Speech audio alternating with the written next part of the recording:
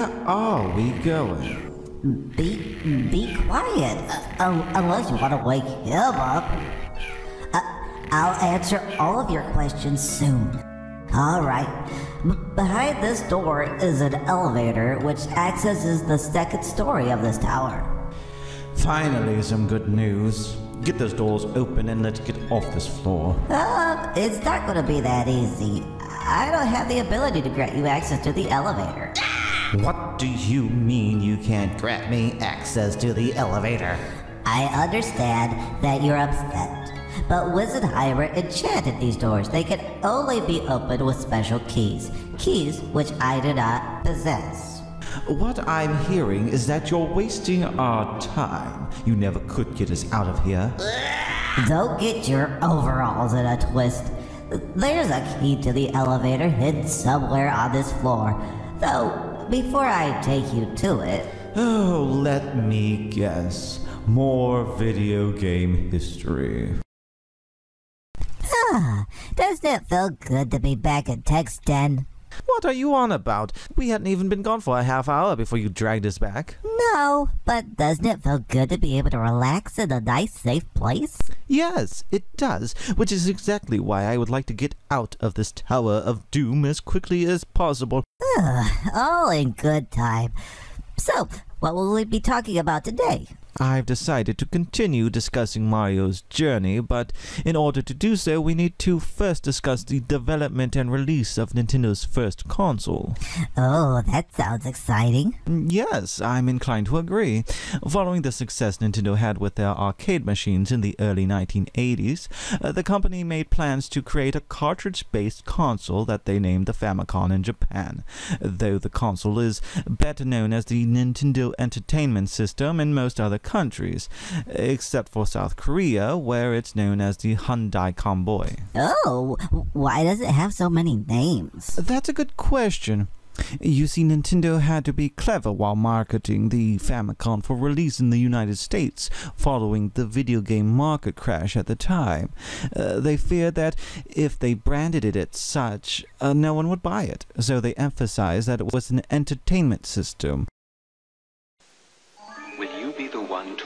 The birth of the incredible Nintendo Entertainment System? The one to play with Rob, the extraordinary video robot, batteries not included. He helps you tackle even the toughest challenge. Will you be the first to raise the incredibly accurate Zapper and play games like Duck Hunt or action-packed Hogan's Alley and high-flying Kung Fu, each sold separately? Will you be the one to experience the Nintendo Entertainment System? Comes with Rob, Zapper, Control Deck, 2 controllers, Gyromite, and Duck Hunt.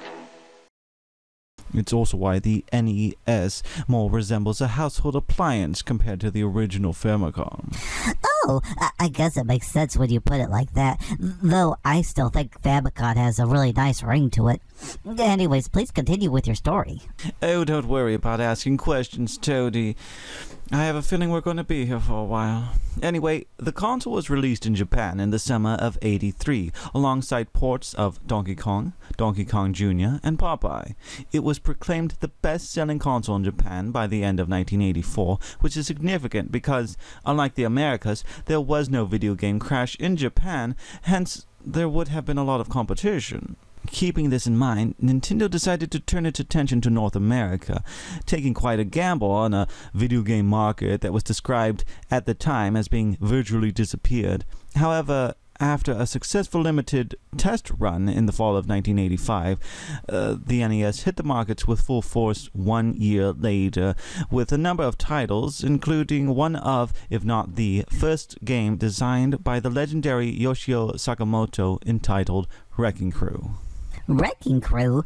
That doesn't sound much like a Mario title. Oh, but it is. You'll find that early in their careers, the Mario brothers were known for doing a bit of moonlighting. Moonlighting? What's that? Moonlighting is when you take on a secondary job in addition to your regular full-time employment. In this case, the brothers appear as workers on a demolition site. Equipped with oversized hammers, they're able to break through almost any structure or obstacle, though the weight of the hammer prevents them from jumping. A video game where you can't jump? Are you sure this is a Mario title? I can assure you this is a legitimate Mario game. However, the ability to jump would have taken away the challenge of this game.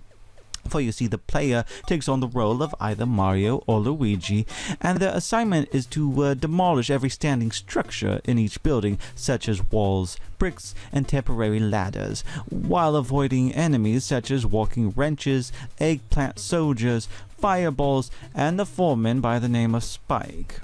Oh, well that sounds interesting, but why does Spike and his thugs want to stop Mario? Sadly, there wasn't ever an official answer to that question, Toady, but I can offer two scenarios.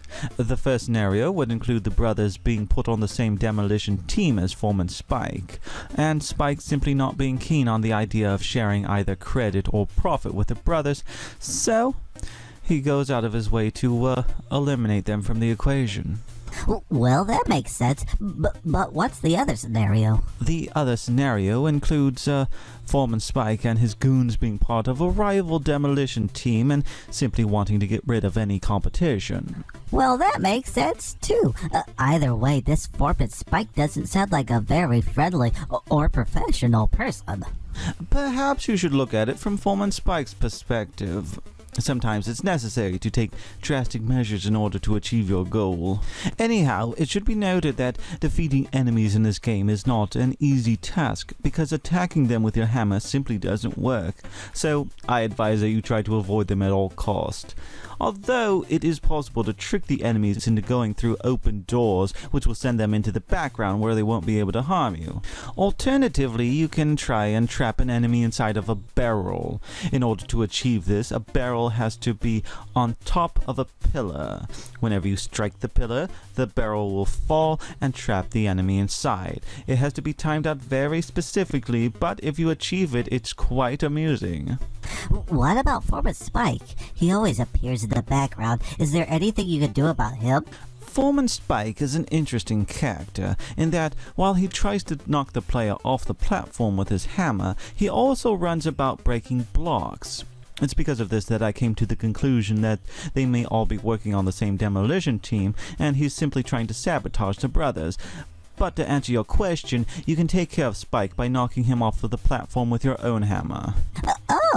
Can you gain any extra lives? And how about power-ups? Are there any power-ups like there was in Donkey Kong? It is possible to gain extra lives in Wrecking Crew by breaking down walls in order to reveal letters that make up either brother's names, but you have to do this in order. In regards to power-ups, in any level that contains 3 or more bombs, hitting them in a specific order will grant the player a golden hammer, which is more powerful than the regular hammer. It will increase your speed and allow the player to knock all enemies off the platform. Well, that sounds neat, but is that all there is to the game? I'm glad you asked. There's the create a level function, which, to be honest, is my favorite aspect of the game, which allows you to create levels that you and your friends can go back and play. Oh my gosh, that sounds really cool. I can't wait to start making levels and have you try them out. Yes, and it's another motivation for us to get out of this tower as quickly as possible, but for now. There, are you happy? Huh? Oh, most definitely.